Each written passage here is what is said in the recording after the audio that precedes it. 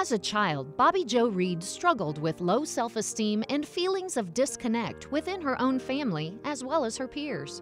So at a young age, she discovered that alcohol gave her a sense of confidence she never had before. And that began a long journey into addiction. And I was 13 years old, and the answer was alcohol. And that's when I knew I was addicted. At 15, Bobbi Jo was in a severe car accident that broke her neck and back in multiple places.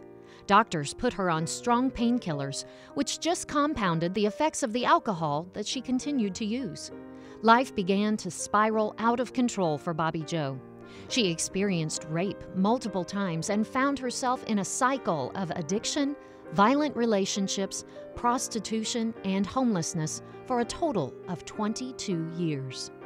And I was just in this stinking cycle of I had to drink, I had to do that to get the drink and to get my pimp what he wanted. And so it was this ever-going circle of despair that there was no way out.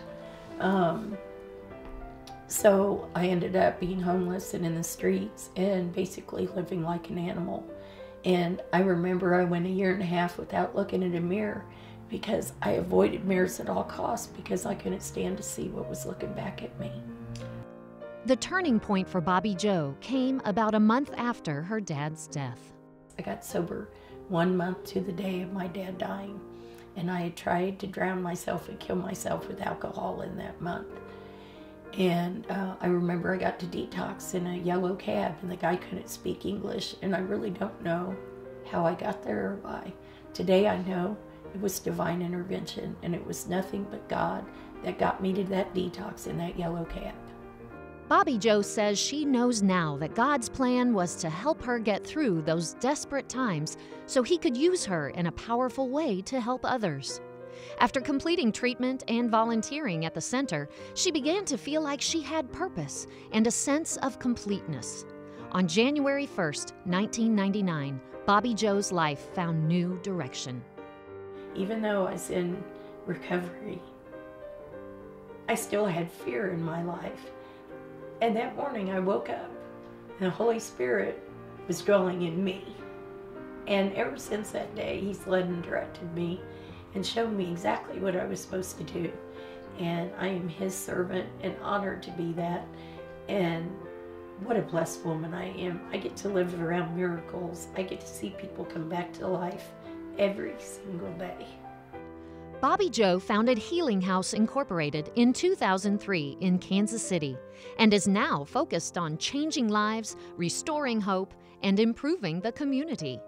I was homeless, from out of state, didn't know anything, didn't know where I was, didn't know what was going on with my life. And someone had directed me to her, and you know, they took me in, and she just, it was instantly, I love you.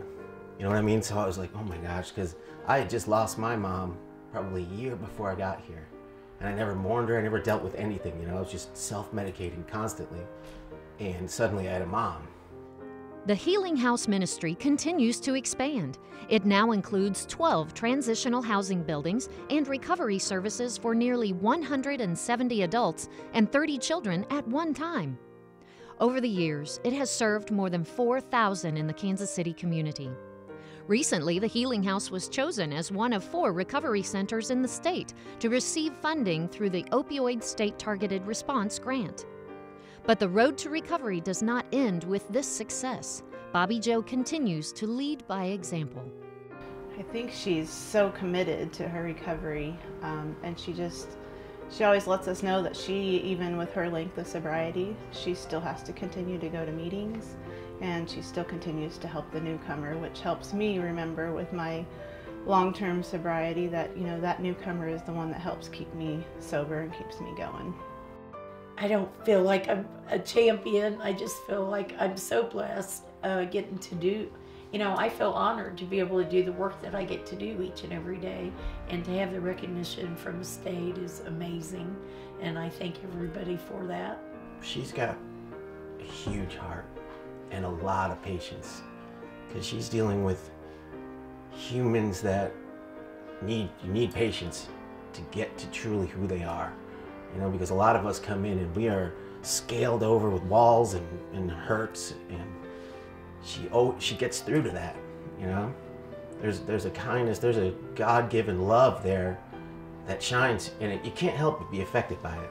She showed hope and love to me, and I love her so deeply and greatly for that, and to be a mom and a grandma to us, and I just really appreciate that. And that is what makes Bobbi Jo Reed a mental health champion.